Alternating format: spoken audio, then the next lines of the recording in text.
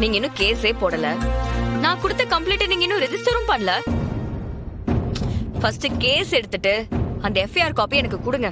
எனக்கு அதுதான் முக்கியம். ஏமா உனக்கு என்ன பைத்தியமா? உனக்கு பணம் வேணுமா இல்ல எஃப்ஐஆர் காப்பி வேணுமா? எனக்கு ரெண்டுமே முக்கியம் சார். இப்ப கேஸ ரெஜிஸ்டர் பண்ண போறீங்களா இல்லையா? இங்க பாருமா, உன்கிட்ட நான் அப்புறம் பேசிக்கிறேன். இப்ப நான் இந்த பொண்ணு கிட்ட பேச வேண்டியிருக்கு.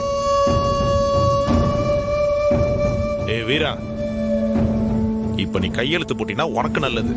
இல்ல வா மானம் மரியாதை எல்லாம் போய் ஊரு முன்னாடி அசிங்கப்பட்டு நிப்பேன். என்ன நடந்தாலும் சரி, நான் தப்பு பண்ணிருக்கேன்னு நீங்க சொல்றீங்கல்ல, அப்போ எஃப்ஐஆர் போடுங்க. அதுக்கு முன்னாடி இது என்ன மிரட்டல்? அப்படித்தானே சார்வாஷ், முதல்ல இவ மேல எஃப்ஐஆர் போடுங்க. அப்பத்தான் இவன் அடங்குவான்.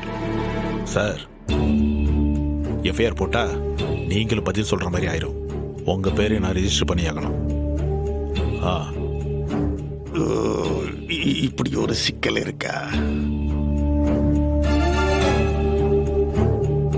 இல்ல ஒத்த ஓட்டு, இந்த கேஸில் இருந்து உன் வீட்டுக்காரி தப்பிக்கிறதுக்கு ஒரே வழிதான் இருக்கு.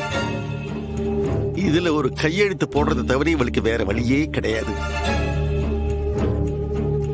உன் தர்ம பத்தினி கையெழுத்து போட சொல்லு. யாரு சொன்னாலும் நான் கையெழுத்து போட மாட்டேன். ஏன் சார், நான் கம்ப்ளைண்ட் கொடுத்திருக்கேன். இவங்க தான் பணம் எடுத்திருக்காங்க, அரெஸ்ட் பண்ணிருக்கீங்க. நானும் உங்களை கேஸ் போட சொல்றேன். இவங்களுமே கேஸ் தானே சார் போட சொல்றாங்க. அது மட்டும் ஏன் பண்ண மாட்டேங்கிறீங்க? ஏலா, நீ அப்பாயின்ட்மெண்ட் ஆர்டர் வாங்கும்போது கையெழுத்து போட்டு தானே வாங்கினே?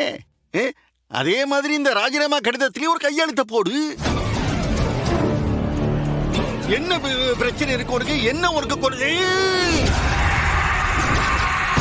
இன்னும் விரல்ல இப்படி இருக்கு, என்னாச்சும் விரல்ல? ஐயோ, என்னது இப்படி ஆயிடுச்சா? கொண்டாது நகைச்சுத்தி நகைச்சுத்தி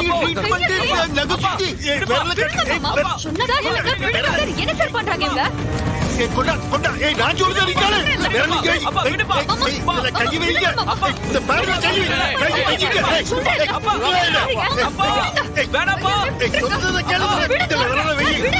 சார், அவங்க கையை விடுங்க சார். விடுங்க சார்.